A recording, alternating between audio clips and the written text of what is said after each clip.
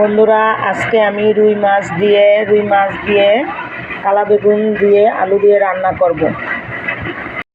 বন্ধুরা, রুই মাছটা এখন আমি কেটে নিচ্ছি। মাছটা কাটা হয়ে গিয়েছে, এখন হলুদ মরিচ মেখে আমি ভেজে নেব। লবণ দিয়েছি, হলুদ দিলাম, একটু মরিচের ফাঁকিটা দিলে মাছটা কালারটা সুন্দর হয়। আমি এখন মেখে নিচ্ছি।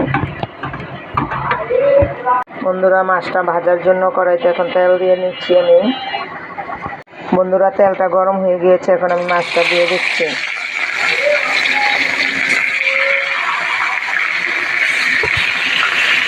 বন্ধুরা, মাছটা আমি এখন ভাজতেছি, কড়াইতে দিয়ে দিচ্ছি। বন্ধুরা, মাছটা ভাজা হয়ে গিয়েছে, এখন আমি তুলে নিচ্ছি। বন্ধুরা, মাছটা রান্নার জন্য আমি কড়াইতে তেল দিয়েছি, এখন পেঁয়াজ দিয়ে দিচ্ছি। পেঁয়াজটা ভাজা হলে বেগুন আলু দিয়ে কষাবো। বন্ধুরা, পেঁয়াজটা ভাজা হয়ে গিয়েছে, এখন আমি একটু পানি দিয়ে দিচ্ছি। বন্ধুরা, একটু আদা রসুন বাটা দিচ্ছি, একটু হলুদ বাটা দিচ্ছি, মরিচের ফাঁকি,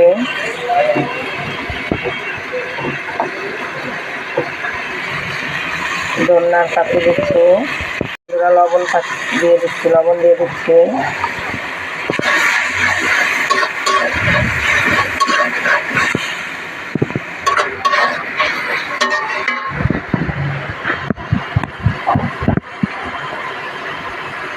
মশলাটা কষে গিয়েছে, লাল লাল হয়েছে, এখন আমি বেগুন আলু দিয়ে রেখেছি, এখন দিয়ে দিচ্ছি।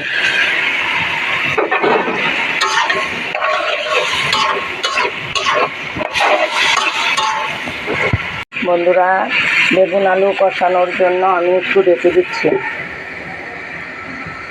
বন্ধুরা, বেগুনটা আমার কষে গিয়েছে, এখন আমি পানি দিয়ে দেব।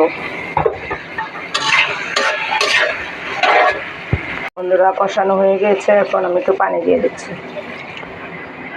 বন্ধুরা, এটা পানি দিয়েছি, এখন মাছ দিয়ে দেব। বন্ধুরা, এখন আমি ভাজা মাছটি দিয়ে দিচ্ছি।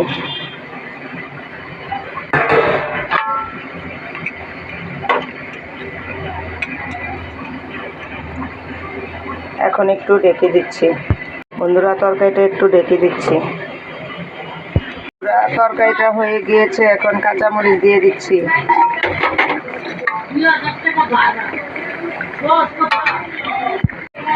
ধনিয়া পাতা দিয়ে দিচ্ছি। বন্ধুরা, তরকারিটা হয়ে গিয়েছে, এখন আমরা সবাই মিলেমিশে খাবো।